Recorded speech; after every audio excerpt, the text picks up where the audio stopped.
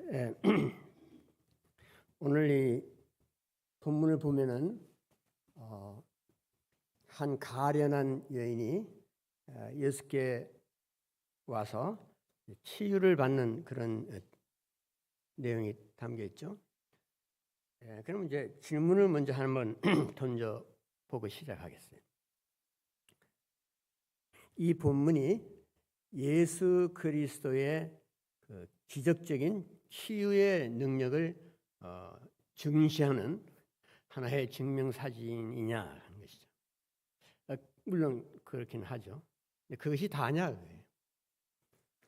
예수님이 또 한 번의 기적을 일으키셨다 하는 것을 알리기 위해서 이렇게 상당히 상세하게 혈루증 여자의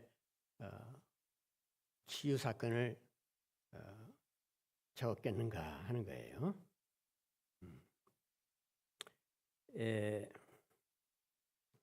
우선 우리가 이 본문의 그 구성이라 그럴까요? 전후 그 순서를 좀 생각해 보면은 맨 처음에 야이로, 그러니까 회당장 야이로가 예수께 와서 자기 딸이 병났으니까 좀 낫게 해주세요 하고 부탁을 합니다. 그런데 갑자기 그 다음에 그 야이로에 대한 이야기는 쑥 들어가 버리고 이 알지 못할 어떤 혈루증 여자에 대한 이야기가 나와요. 그리고 한참 끝나고 나서 다시 회당장 야이로에 대한 이야기가 계속됩니다. 그러니까 이 혈루증 여자의 스토리는 하나의 샌드위치 역할을 한다는 거죠. 그러니까 회당장 야이로가 먼저 소개가 됐고, 그 다음에 혈루증 여자 이야기가 나오고, 그 다음에 다시 회당장 야이로 이야기가 나온다. 그것을 하나의 한 묶음으로서 들어갔는데, 이 혈루증 여자는 하나의 괄호 역할을 하더라는 거죠.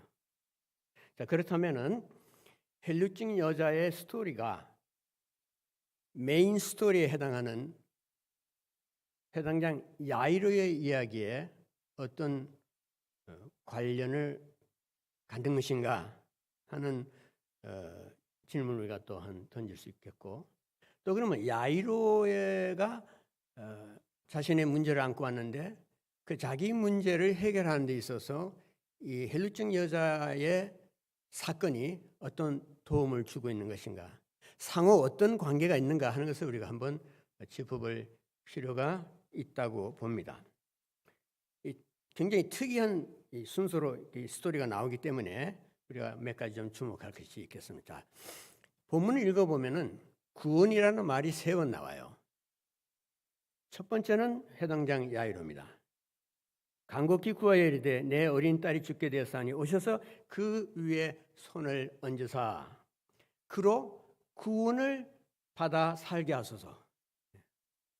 그 다음에 이제 혈루증 그 여자가 말하기를 이는 내가 그의 옷에만 손을 대어도 구원을 받으리라 생각함일러라. 그 다음에 마지막으로 예수님이 이렇게 말씀하시죠. 예수께서 이르실 때 따라 내 믿음이 너를 구원하였으니 평안히 가라 내 병에서 너여 건강할지어다 그럽니다. 그러니까 회당장 야이로가 구원을 소청하고, 그 다음에 혈루증 여자가 또 구원을 의뢰하고 청원하고 예수님이 그 구원을 선포하십니다. 그렇다면은 본 스토리에서 이 성경 저자가 의도하는 무엇이 있을 것이라는 것을 우리가 조금 추측할 수가 있어요. 저자가 말하고자 하는 것은, 우리에게 시사하는 것은 구원이란 무엇인가? 구원과 예수님은 어떤 관계가 있는 것인가? 구원은 어떤 측면의 이야기를 담고 있는 것인가? 그런 것을 이 본문에서 우리가 아마 끄집어낼 수 있지 않을까 싶어요. 다른 하나는 우리가 조금 주목해야 할 것은 정결예법.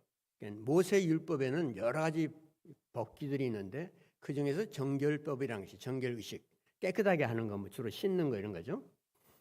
근데 그 질병과 관련해서 레위기 15장에 보면은 바로 이 유출병 환자에 대한 여러 가지 지시사항이 나와요. 뭐를 해서는 안 된다. 뭐뭐는 유출병에 대한 굉장히 위험한 행위니까 해서는 안 된다. 그러니까 유출병 환자는 다른 사람 만졌어도 안 되고 심지어 이런 물체, 의자 같은 데 앉았어도 그 물건이 부정하게 된다. 물론 의식적으로 정결치 않게 된다는 뜻이죠. 여러 가지 제재가 있는데 그 중에서 가장 가혹하다고 느껴지는 것이 뭐냐면 이 유출병 환자들은 다른 사람과의 접촉을 할 수가 없어요. 왜냐하면 접촉되면 만일에 되면은 그 상대방이 부정하게 되기 때문에. 그래서 유출병 환자는 사회로부터 격리된 사람이죠. 근데 그것이 이제 모세율법의 일부인데 그것이 예수님께서 유출병 환자를 치유하는 사건과 어떤 관계가 있느냐 말이에요. 얘기가 이제 진전됨에 따라서 우리는 예수님이 그와 같은 유출병을 치유하시는데 그것이 가진 의미가 상당히 심대하다는 것입니다. 그러니까 우리는 단순히 이 사건이 환자가 그냥 예수님의 능력으로 이렇게 다 치유를 받아서 나았다. 뭐 감사한 일이다. 가련한 여인이 참 축복을 받았구나. 이 정도로 그런 생각에 그냥 머물러서는 안 되겠다는 것이죠.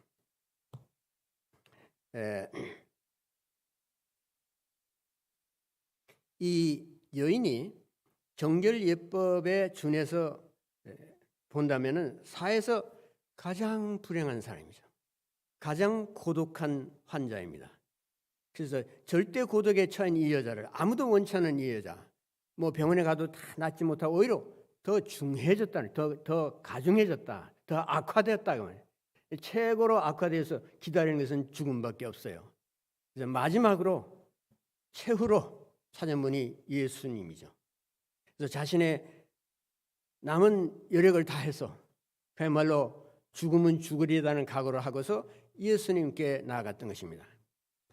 그래서 우리가 여기서 참 배울 것이 많이 있어요.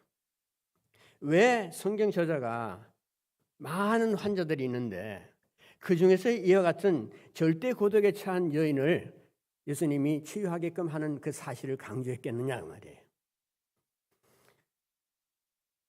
이 여자는 최후의 소망을 예수님께 걸고 예수께로 나아갔죠. 근데 주위에서 사람들이 예수님을 에워싸더라 그러지 않았어요? 입추 여지가 없는 거예요. 근데 12년 동안 추리를 하면서 고통을 받던 이 여자 무슨 힘이 있어서 그 무리를 해치고 예수님께로 가까이 나아갈 수 있겠어요? 불가능한 일이죠. 그런데 결국은 이 여자는 예수님의 옷자락에 자기 손을 닿았어요. 우리가 그냥 이건 믿음이 있으면 그런 일이 일어날 수 있겠죠 이렇게 생각할 것이 아니라 조금 현실적으로 생각해 볼 필요가 있어요. 이 여자가 다른 사람이 만일 자기가 유출병이 있다는 것을 안다면 어떻게 되겠어요? 큰일 나죠. 아마 맞아 죽을지도 모르죠.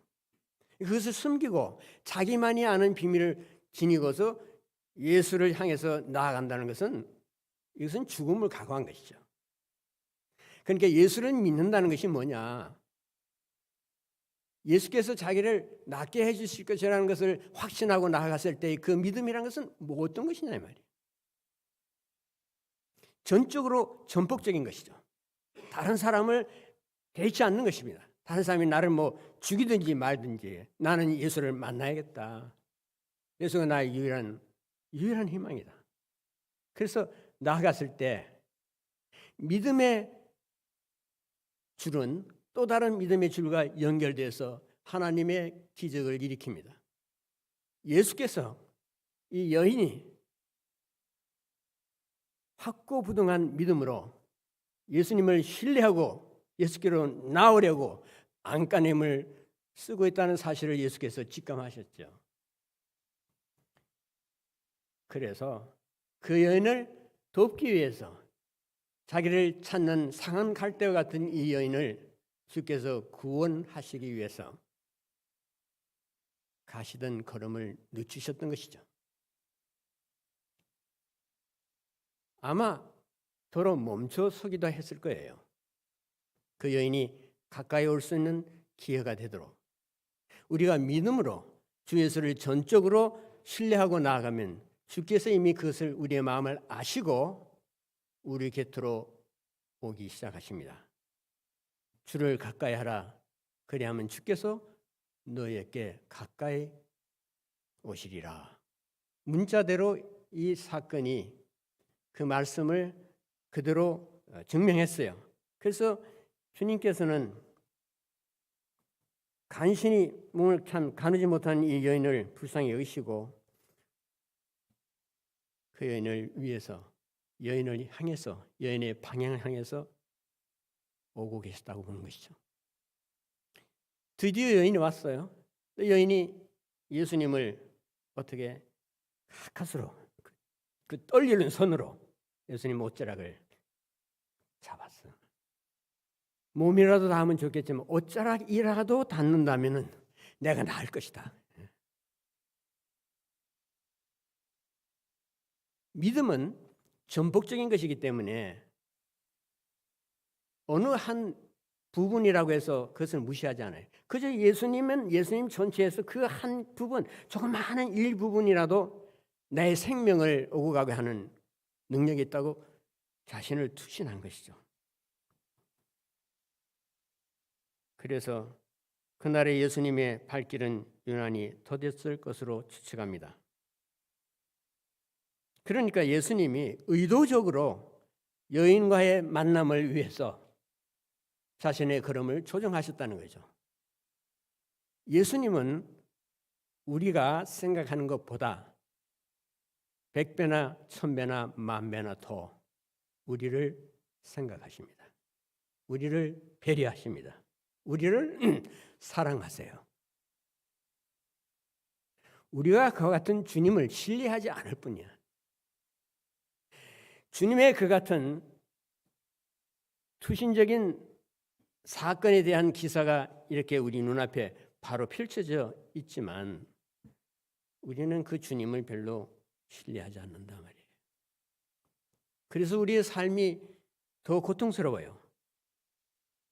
그냥 예수 믿고 사는 것도 힘든데 예수를 신뢰하지 않기 때문에 전적으로 뭔가 마음을 합해서 주님을 사랑하지 않기 때문에 우리에게 고통이 더 많아지는 겁니다.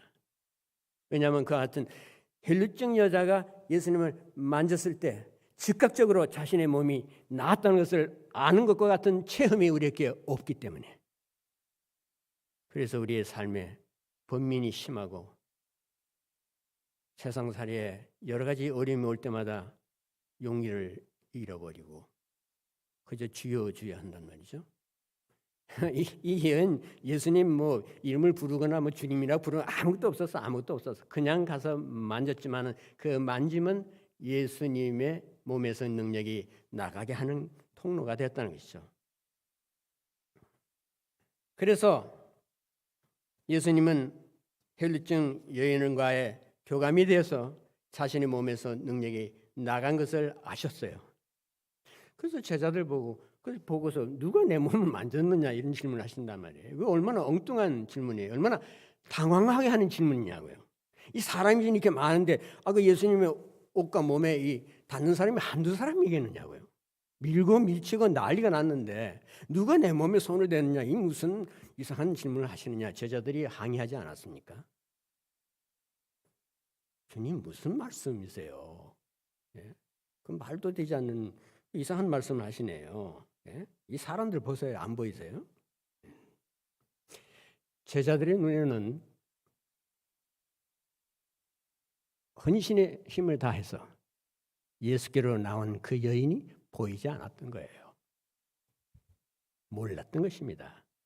알려고 생각도 안 했던 것입니다. 평소에 예수님이 한 가련한 영혼에 대해서 얼마나 깊은 관심을 가지시고 배려하신다는 것을 몰랐던 거예요. 예수님과 함께 먹고 자고 했지만 그들보다 예수님과 더 가까이 있는 사람들이 없었지만 그러나 그들은 사실상 그와 같은 예수님이 누군지를 알지 못하는 먼 곳에 사는 사람과 같았던 것입니다. 여러분, 우리들의 삶이, 우리들의 신앙생활에 그런 점이 없을까요? 예수님 잘 알아요. 성경도 잘 알아요. 교회도 잘 압니다. 하지만 예수님을 전혀 모를 수가 있어. 예수님이 가장 중시하는, 그래서 가시던 걸음까지 멈추시면서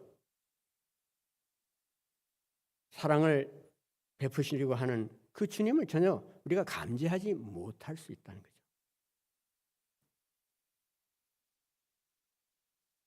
예수님은 아무리 사람들이 에워싸도 믿음의 손으로 예수를 만지는 자들을 즉각적으로 아십니다. 우리들이 모두 자기 문제에 눌려서 내 혈육증 여인의 이웃을 분간하지 못하고 관심도 없고 그저 나의 일에 늘 집착해서 살다 보면은 그런 것이 눈에 안 보이거든요. 나의 유출증 환자가 누구인지를 우리가 살펴볼 필요가 있어요. 이 혈루증 여인은 예수님 만진 후에 그냥 우리 속에서 사라져 버리려고 그랬어요. 그냥 집으로 가려고 그랬어요. 여러분, 오랜 세월 12년이라는 장구한 세월 동안 사람을 기피하면서 살았어요. 이 사람. 사람을 피해 사는 것이 이 여자의 라이프 스타일이었어요. 그것이 몸에 배었어요. 내가 병이 나았지만은 내가 그 앞에서 주님 앞에 감사합니다라고 말 한마디 할 수 있는 처지가 아니었어요. 이 여자는 오랜 감옥에 아직도 여전히 갇혀 있었던 것입니다. 병은 나았지만 마음은 굳어져 있었고 다른 사람들의 시선을 계속해서 의식하면서 살아야 했던 것입니다. 그래서 돌아서서 그냥 집으로 가려고 그래서 조용히. 예수님이 그 여인의 처지를 깊이 동정하시고 그것을 또한 아시고 그 여인의 치유가 다 끝나지 않았다는 것을 보여줄 필요가 있었어요. 여자는 자기가 나았다고 생각했겠죠. 그러나 그게 아니란 말이죠. 구원이라는 것은 그 이상이라고. 그래서 예수님이 누가 내 몸에 손을 대느냐. 예수님 그것을 발견할 때까지는 그 임자가 나타날 때까지는 더 이상 가시려고 하지 않았어요. 발걸음 옮기려고 하지 않았어요. 서서 계속 계셨던 것입니다. 그 사람이 나타날 때까지. 그래서 이 유출병 환자가 도저히 숨길 수 없다는 것을 알고는 떨면서 예수께로 나왔어요. 이거 내가 어떻게 하면 좋은가? 내가 마치 허락받지 않은 물건을 훔친 것과 같지 않은가? 감히 내가 랍비를 만졌다는 것이 이것이 유출병 환자로서 있을 수 없는 일인데 일반 사람들도 랍비를 여자로서 만질 수 없는데 이런 큰 일을 저질렀으니 이걸 어떻게 하면 좋을까? 얼마나 불안했겠어요? 많은 사람들이 지금 바라보고 있어 지금. 내가 오늘 여기서 그야말로 맞아 죽는 거 아닌가? 병은 낫지만 나는 죽는 나보다. 예수께 나타났어요. 예수님은 그럼 왜 그 사정을 아시면서 이 여인을 찾으셨을까요? 그 몇 가지 이유가 있다고 봐요. 혈루증 여인이 정말 완전하게 확실하게 나았다는 것을 공적으로 선포하기 위한 것이었습니다. 왜냐하면 이 여자는 유출병 환자로서 이미 낙인이 찍힌 사람이에요. 사회적으로 등을 돌림을 받는 사람이었단 말이죠. 공동체가 받아줄 수 없는 사람이었어요. 그 여자 가까이 가까워 다 두려워했지 않은 사람들은. 그래서 예수께서는 이 여자로 하여금 다시 공동체에 들어갈 수 있는 자격이 있다는 것을 만천에 알리기 위해서 여자가 나았다는 것을 선포하기 위해서 나오라 한 것입니다. 봐라 이 여인을 봐라. 이 여인은 사실은 혈루증 환자다. 그러나 이제는 너희들과 같이 아무런 스스럼이 없이 하나님을 섬길 수 있고 공동체에 들어갈 수 있고 이제 밝고 자유로운 삶을 살 수 있게 되었다는 것을 인정하라. 그리고 그 여자를 받아들이라. 그냥 병만 났으니까 됐다 그게 아니고 예수님께서 그 여자가 갖게 된 새로운 삶의 형태, 새로운 건강, 새로운 마음의 자세를 갖게 하기 위해서 공동체 앞에서 그 같은 선포를 하셨거든요. 예수님이 우리를 구원하시고 나서 믿음으로 말미암는 칭의를 선포하시죠. 그 의미는 하나님 앞에서 너는 이제 당당하다 이 말이에요. 전에는 죄인이었지만은, 전에는 하나님의 외면을 당했지만은, 그러나 지금은 모든 것이 깨끗하고 정하게 된 건강한 사람이 되었다. 너는 하나님의 자녀다. 온전한 자녀가 됐다. 그러므로 두려워하지 말고 나오라. 이것이 구원이에요. 나의 한을 풀어주는 것입니다. 하나님이 나의 나됨을 인정하시고 평가하시고 선포하시는 거예요. 주님이 나를 구원하실 때는 나의 부족한 부분을 채우실 뿐만 아니라 나를 구원하시되 나를 온전히 구원하십니다. 그래서 내 마음에 품어있던 한이 풀어지게 하시고 나로 하여금 하나님 앞에서 먼저 깨끗해졌다는 것을 느끼게 하세요. 그것이 예수께서 이 여인으로 하여금 여러 사람 앞에서 간증하게 하신 이유죠. 이게 두 번째 이유예요. 여자가 자기에게 이루어진 일을 알고 두려워하여 떨며 와서 그 앞에 엎드려 모든 사실을 여쭈니, 그냥 난 나왔습니다 그게 아니라 모든 사실을 여쭈었다고요. 자초지 지금 처음부터 지금까지 내가 어떤 상황에서 살았고 어떻게 병이 걸렸고 그동안 내가 어떻게 가산을 탕진했고 얼마나 많은 의사들을 찾아다녔고 얼마나 많은 수모를 당했고 내가 얼마나 가련한 나를 공포와 고독의 밤을 지냈는지 그 다 얘기했단 말이죠. 이러이러한 상황에 있던 나를 주께서 내가 만졌을 때 온전하게 치유하셨다는 것을 여쭙대. 자신의 시련과 자신의 여한을 다 쏟아붓게 하신 것입니다. 주께서 우리에게 그런 기회를 주세요. 그것이 바로 구원을 받고 치유되는 한 과정입니다. 그 과정을 우리가 무시할 수 없어요. 우리가 부부 사이에서도 할 말을 다 못하고 아무리 친한 친척이나 친구에게도 내 속을 다 털어놓을 수 없을지라도 주님은 내 마음을 열라라. 너 가슴을 헤치고 너의 한을 토설하라. 내 마음에 잠긴 그 모든 것들, 네가 말하고 싶은 그 원통한 일들, 너의 부끄러운 것들, 너의 고통들, 너의 시름 밤자지 못하고 괴로워하던 그 잠없는 밤의 모든 스토리들을 내 앞에 와서 얘기하라. 모든 사실을 여쭈니. 이게 얼마나 속이 시원한 일이에요. 이 여인이 12년 동안 자기의 사연을 풀어놓을 때가 어디 있었어. 주께서 그것을 아시고 이제 내 앞에뿐만 아니라 이 모든 사람 앞에서 얘기하라. 부끄러운 일이 아니다. 너를 살리는 것이다. 온전히 회복시키는 것이다. 건강할지어다. 와서 얘기하라. 여러분, 하나님께서 우리에게 여러 가지 방법을 통해서 우리의 상한 마음을 치유하시고 털어놓게 하십니다. 우리가 하나님 앞에 솔직해야 돼요. 하나님 앞에 나가기가 부끄럽다고 하지 말아야 합니다. 부끄러운 거 하나님 다 아세요. 이미 내가 말하기 전에. 중요한 것은 하나님 앞에 나가서, 주님 앞에 나가서 나의 부끄러움을, 그 부끄러움이 나에게 준 상처와 나의 연약함과 나의 그 원망스러운 부분들, 그 모든 것을 다 쏟아놓으라. 그러면 내가 살리라. 그래서 그것을 다 아렸단 말이죠. 이 세상을 살면서 이 타락한 세상, 이 불완전한 세상, 이 고약한 세상, 이 잔인한 세상, 이 못쓸 세상에 우리가 살면서 우리 몸에 피가 나야죠. 여기저기 찢기고 핥히고 뜯기고 그러면서 흐르는 피를 아무도 막아줄 수가 없어요. 아무리 잘 산다 하더라도 이 세상에 있는 한 나의 모세혈관이라도 터집니다. 그럼 어떨까요? 그냥 둘 거예요? 아니죠. 주 앞에 나와서 털어놓으라. 이야기하자. 주께서 우리를 기다리신다고 하지 않았어요? 내게로 오라. 내게로 와서 얘기하자. 나는 너를 찾는 분이다.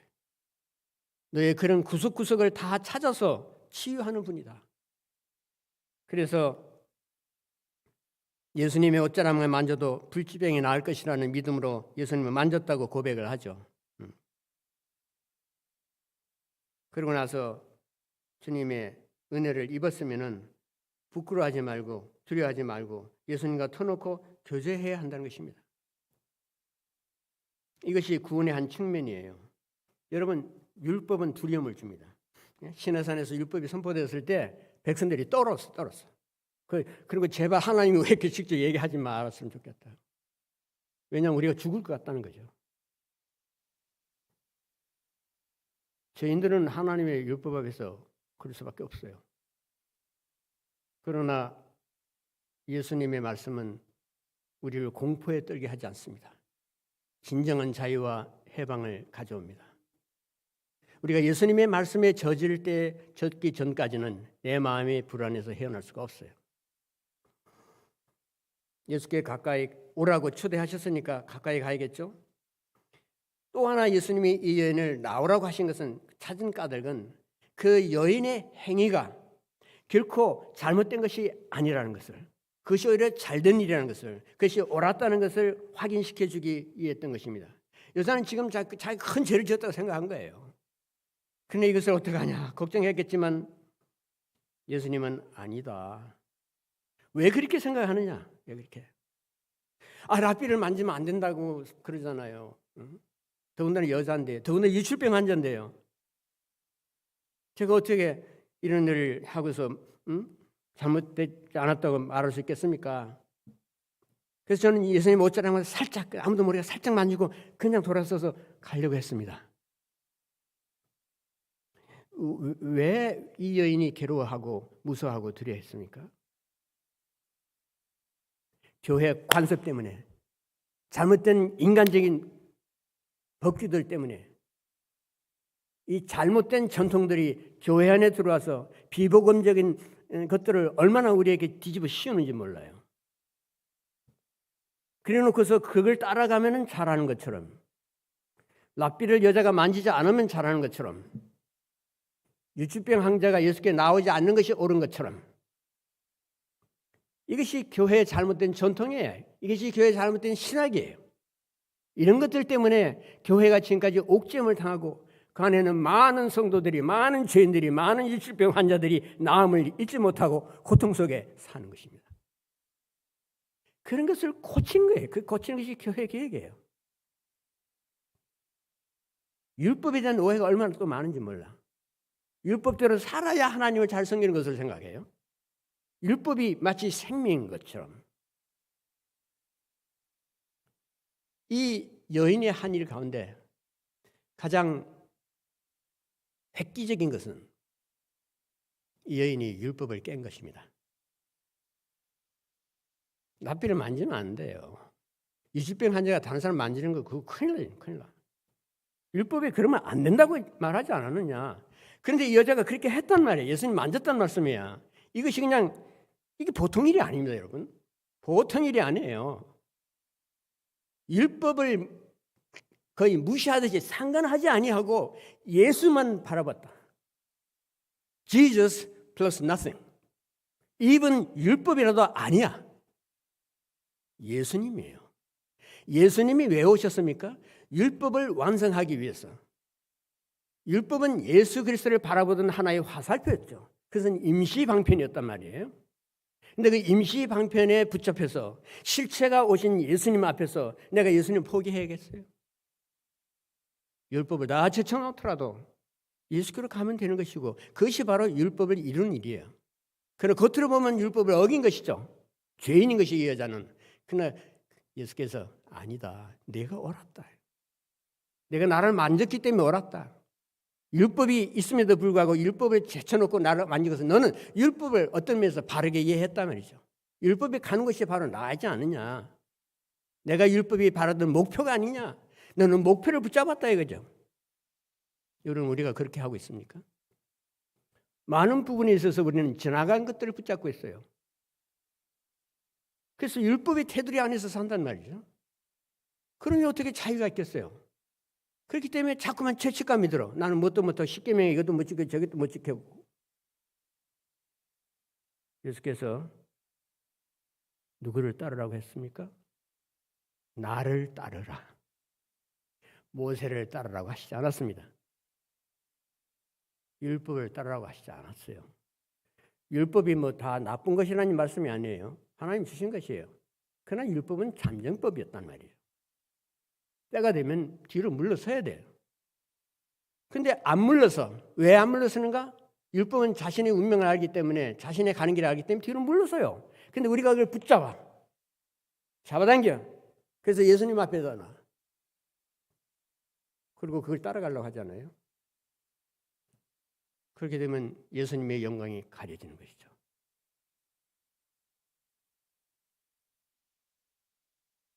예수님은 이 여자가 한 일이 맞는 일이다 하는 것을 이야기하기 위해서 칭찬했어요. 칭찬했어. 하나님께서 기뻐하시는 믿음의 행위라는 것을 알려주고 그 여자를 옹호하신 것이죠.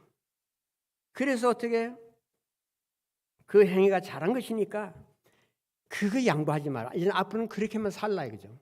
이제 그렇게 살아야죠. 예수님 앞에까지 나왔고 만천에 다 자신이 알려주게 했는데 뭐 이제는 고개 숙이고 죄인처럼 살 필요가 없게 된 거 아니겠어요? 이것이 구원의 한 측면입니다. 구원을 받았으면 그리스도의 구원을 체험했으면 나는 이제 새 사람이 된 것이에요. 어떤 면에서 새 사람이냐? 옛 옷을 벗어버리는 것입니다. 모세의 옷을 입고 내가 예수를 믿을 수가 없어요. 모세가 바라고 가르쳤던 모든 것이 그리스도 안에서 어떻게 완성되는가 하는 것을 잘 살펴보고 예수께 고개를 숙이고 그분의 제자가 되는 것입니다. 교회가 모세의 제자가 돼서는 안 되죠. 예수님의 제자가 되어야죠. 그래야 예수님이 이 교회의 주인이 되시는 거예요. 내 인생의 주인이 되시고. 왜 나의 진정한 주인을 놔두고 안내자만 따라다닙니까? 모세는 안내자예요. 게시판이야. 예수를 향하는. 자, 예수님이 혈루증 여자를 구체여 드러내신 또 다른 이유는 혈루증 여자를 축복하기 위한 것이었어요. 병만 났으니까 됐다 가거라 그게 아니에요. 일단 하나님의 은혜를 받고 치유가 되고 구원을 받았으면 딴 데로 가는 거 아니에요. 자기 집 찾아가는 거 아닙니다. 내 집은 이제 예수님이야. 예수 안에 머무는 거예요. 나의 그 음악 같은 곳으로 갈 필요가 없어요. 그곳에서 내가 고통을 받고 시름에 겨워서 그곳에서 힘들어하고 한 것이 부족해서 더 가야 되겠습니까? 아니야. 그 집은 낡은 집이야 이제. 나를 더 이상 새로워진 나를 더 이상 수용할 수 없는 옛 시대에 속한 것들이라고요. 그래서 예수님은 혈루증 여자를 축복하기를 원하셨어요. 구원은 하나님의 축복으로 끝나야 합니다. 내 믿음이 너를 구원하였으니 평안히 가라. 내 병에서 놓여 건강할지어다. 그냥 갔다면 이 축도를 못 받았겠죠. 그런데 축도를 과거에는 어떻게 누가 했습니까? 성전에서 제사장이 했죠. 온 백성에게 제사 지내고 나서 축도했어요. 그러나 이제는 인간 제사장이 나와서 축도하던 그 성전은 끝났다. 내가 너의 성전이다. 예수께서 가라사대 내가 너의 성전이고 내가 너에게 복을 내리는 제사장이다. 그래서 대제사 인간 성전에 있던 인간 대제사장의 축도가 우리의 구주로 오신 예수 그리스도의 대제사장으로서의 축도로 바뀌었단 말이죠. 여러분 누구의 축도를 받기를 원하세요? 예수님은 자신의 신분을 대제사장을 알리시지 않았어요? 예수를 깊이 생각하라고 그랬죠. 히브리서에서. 대제사장이신 예수를 깊이 생각하라. 그 대제사장이 없으면 나는 하나님의 축도를 받을 수 없어요. 그러나 이제는 예수께서 우리의 대제사장이니 그분의 축도를 받기 위해서 그분께로 오라. 딴 데 가지 마라.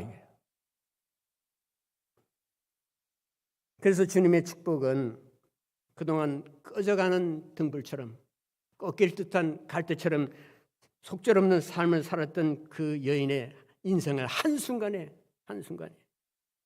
바뀌어놓았던 것입니다. 헬루증으로 성전에 갈 수 없었기 때문에 제사장의 축도를 받을 수 없는 사람이었어요. 그러나 이제는 그녀의 삶에 하나님의 임재와 평안이 찾아왔음을 우리가 이제 아는 바입니다. 수많은 인파 중에서 예수님의 축도를 받은 자가 누가 있어요? 얼마나 많은 사람들이 예수를 따라가고 그 주위를 옹이하면서 갔습니까? 그 가운데서 누가 예수님의 축도를 받았느냐고요. 오직 한 사람. 유술증 환자였어요. 예수님은 그냥 밀고 당겨가면서 따라다니면 뭐합니까? 예수님이 나를 축복할 수 없으면, 내게 축도를 하시지 않으면 무슨 소용이 있냐 말이에요.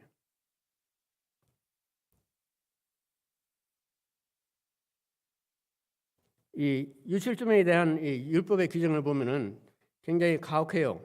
근데 이것은 제도적인 것입니다. 의식적인 것이 하나 일종의 교육 장치예요. 이스라엘 백성들은 하나님의 선민이라고 말하죠. 하나님의 택함을 받았다. 그렇기 때문에 거룩한 하나님의 성기니까 너희들도 그렇게 해야 된다. 그런데 그것을 어떻게 가르치냐 이 말이에요. 그래서 상당히 인위적으로 거룩하고 거룩하지 않은 것을 구별했어요. 이런 모양의 짐승은 부정하다. 이런 것은 정하다. 뭐 돼지는 안 된다. 뭐 그 돼지 자체가 더럽고 뭐 부정하다는 얘기가 아니에요. 인위적으로 교육적인 제도로서 하나의 디바이스로서 그렇게 인위적으로 가려놓고 그것을 가려서 생활하면서 하나님의 거룩을 배우라 그 말이에요. 거룩한 백성이 되어야 한다는 것을 또 깨달아야 하고, 그래서 구약 시대는 정하고 부정한 것을 율법의 규례대로 지키면 돼요. 그렇지만 그것은 임시적이죠. 그걸 지킨다고 해서 내가 뭐 내 마음의 양심이 깨끗하게 되는 건 아니잖아요. 그러니까 그런 제사를 매번 해야 되고 매번 씻어야 되고 뭐 이런 정결 의식을 줄곧 지켰던 것이죠. 그러나 구약 시대의 그림자와 상징으로 드러났던 것이 이제 예수님이 이제 실체로서 오시지 않았어요. 그러니까 대체된 거예요, 이거. 완전히 대체됐습니다. 여러분 다 이 사실을 아세요. 이 말도 아세요. 근데 왜 할 필요가 있어요? 그렇게 안 따르기 때문에. 알고도 안 따르는 건 죄 짓는 거예요. 아주 나쁜 거예요, 그거. 예수님으로부터 대체가 되고 예수님이 실체가 왔다는 그림자 시대가 지나고 예수님이 실체가 왔다는 것을 알면서 왜 예수님을 따르지 않느냐. 왜 자꾸만 그림자를 그리워하느냐 말이죠. 내 사랑하는 님이 와서 지금 내 방에 앉아 있는데, 여기 지금 앉아 있는데 왜 옛날에 그 연인과 님과 찍었던 사진만 보고 있느냐 말이에요. 우리는 예수님을 모셔야 합니다. 예수님이 우리 남편이고 나의 구주시고 나의 왕이시고 나의 주님이세요. 그러면 그님을 주님답게 대하지 않겠어요? 부정한 것이 어떻게 됐어요? 깨끗하게 될 날이 온다. 그것을 구약에서 계속 하나님이 말씀하셨단 말이에요. 그런데 실제로 예수께서 세상에 오셨어. 오셔서 어떻게 됐어요? 왜 오셨을까요? 부정한 것을 정결하게 하시기 위해서, 더럽혀진 우리들을 깨끗하게 씻기기 위해서, 그렇게 하기 위해서 어떻게 해요? 너의 손을 내밀라. 이 부정한 손이지 않느냐? 내 몸에서 지금 유출병이 지금 계속해서 진행되고 있지 않느냐? 어떻게 할 거냐? 죽음이 기다리고 있다. 두렵고 떨립니다, 주님. 저는 어떻게 해야 됩니까? 예수께서 나를 믿으라. 너를 구하러 왔다. 너 자신이 구해달라고 하지 않았느냐? 이렇게 해야 구원을 받겠나이다. 내가 구해주러 왔다. 근데 그 방법이 뭔지 아느냐? 너의 더러운 손과 내 손을 바꾸자. 너 손 내밀어 봐. 아유, 부정해. 더러워요. 더러우니까 나에게 달라.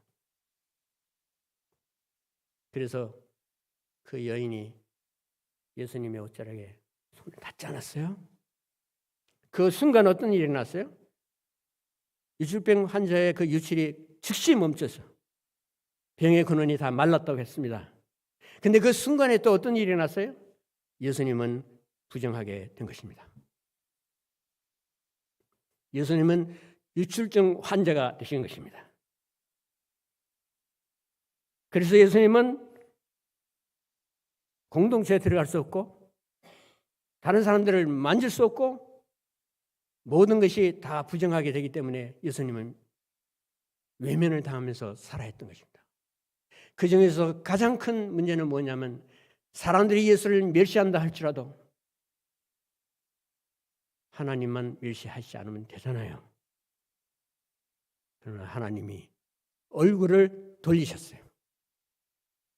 그래서 예수께서 부르짖기를 어찌하여 나를 버리시나이까?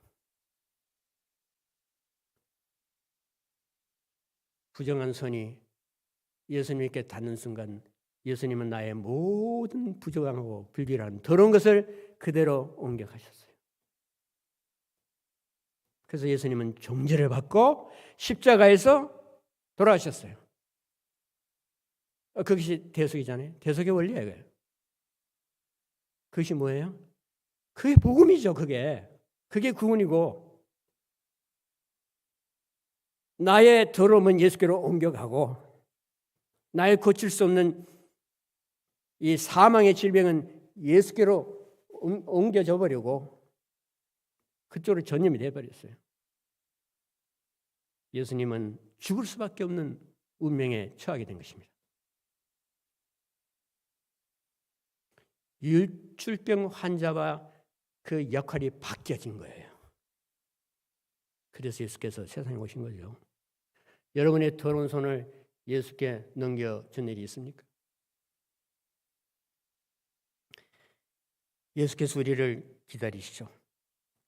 우리를 구원하시기를 원하십니다. 그런데 우리는 그 주님의 손을 의심해요. 여러 사람 앞에서 주님 앞에 나가서 내 한을 털어놓기를 부끄러워합니다.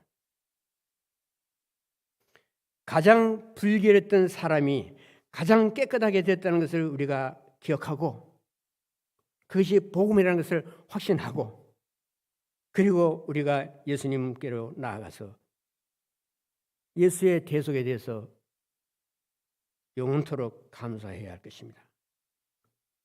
죄인들의 손에 닿아서 부정하게 되고 예수님이 심판의 대상이 돼서 거룩하신 하나님 앞으로 나아갈 수 없게 된 것이 우리의 구원이란 말이죠. 그래서 예수님이 십자가로 가시고 예수님의 피는 우리의 죄를 정결케 하는 속죄의 피가 됐던 것이죠. 우리의 불결한 손을 예수께서 자기의 피로 씻기십니다. 날마다 씻기십니다. 우리의 한많은 인생의 삶을 순간적으로 변화시키십니다. 군중 속에서 나를 찾아냈어요.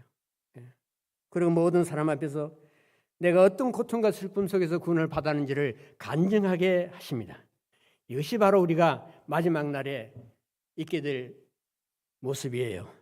천군 천사들과 함께 많은 무리들이 있는 그 앞에서 그 주의 보좌 앞에서 우리가 고백하게 될 것입니다. 혈루증 여자처럼 나는 오랜 세월 동안 이와 같은 고통 속에서 살았지만 아무도 나를 구해낼 자가 없었습니다. 그러던 어느 날 저는 예수님에 대한 소문을 들었고 예수님 만나기 위해서 모든 것을 다 쏟아서 만나러 갔을 때 주께서 사실은 나는 예수님을 향해서 간다고 생각했지만 사실은 알고 보니 예수께서 나를 향하여 오고 계셨습니다. 저를 찾으셨습니다. 저를 만났습니다. 내 손이 닿을 수 있는 곳까지 오셨습니다. 그래야 나는 구원을 받았습니다. 하나님, 이것이 저의 간증입니다. 주께 모든 영광이 돌아가기를 빕니다 하고 우리가 주님 앞에 부복하게 될 그 날이 올 것입니다. 기도하고 마칩시다. 아버지 하나님, 우리에게 주의 말씀을 주셔서 깨닫게 하옵소서.